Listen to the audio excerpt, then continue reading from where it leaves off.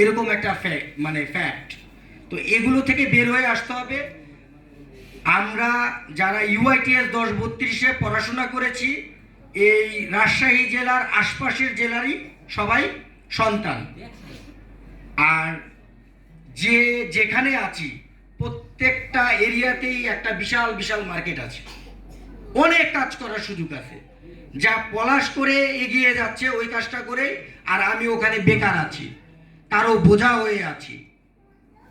ওই কনসেপ্টগুলো আমরা কোনো রকম লজ্জা কিচ্ছু করার নেই। যে তুই তুই সম্পর্ক, এখানে বাবা মা ভাই বোন এরও কিন্তু কিছু স্বার্থ থাকে, সন্তানের সঙ্গে বাবা মায়েরও কিছু স্বার্থ থাকে, কিন্তু ভাইদের মধ্যে সম্পত্তির ভাগাভাগি নিয়ে স্বার্থ থাকে। একাডেমিক বন্ধু, আমরা যারা একাডেমিক বন্ধু, এদের কিন্তু কারো প্রতি কোনো স্বার্থ নাই। আমি চাইবই মমিন এগিয়ে যাক, শাহিন এগিয়ে যাক। আমি পরিচয় দিতে পারবো আমার এই বন্ধুটা আজকে এই জায়গাটায় আছে। তোরাও চাইবি মিঠু যাক, এগিয়ে যাক। তো এইটা হচ্ছে এই সম্পর্কটা। এই সম্পর্কটাকে আমরা আরো অনেক বড় একটা সম্পর্ক তৈরি করতে চাচ্ছি। এই স্বপ্ন আজকে এখানে প্রতিজ্ঞাবদ্ধ হয়ে যে যতগুলো বন্ধুর সঙ্গে আরো পরিচিত আছি, সবাইকে আমরা একটা প্ল্যাটফর্মে নিয়ে আসব।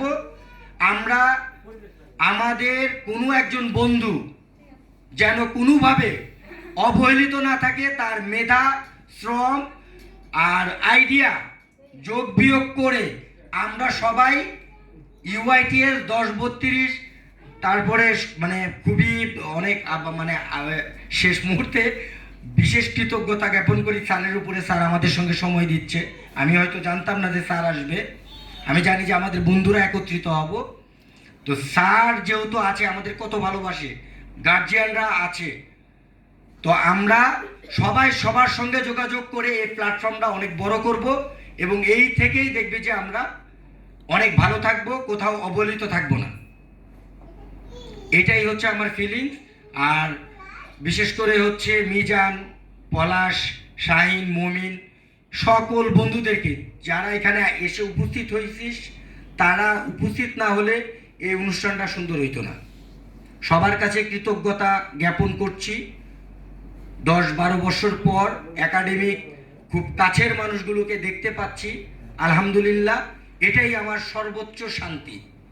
যা করছি, যত অর্জন, সব কিছু এক সাইডে, কিন্তু একাডেমিক বন্ধু আমার কাছে সবচাইতে বেশি প্রিয়।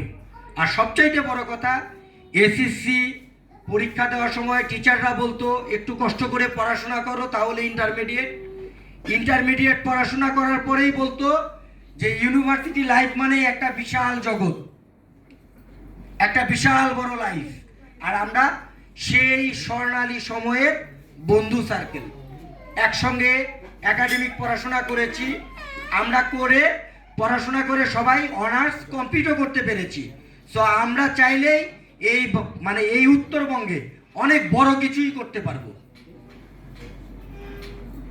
সবাই সবার সঙ্গে আমাদের যে ভ্রাতৃত্ব, বন্ধুত্ব, এইটা ডিজিটাল মাধ্যম চলে আসছে। এখন কেউ কারো কাছে যাওয়া লাগে না, সময় দেওয়া লাগে না। একটু যোগাযোগ কন্টিনিউ করি।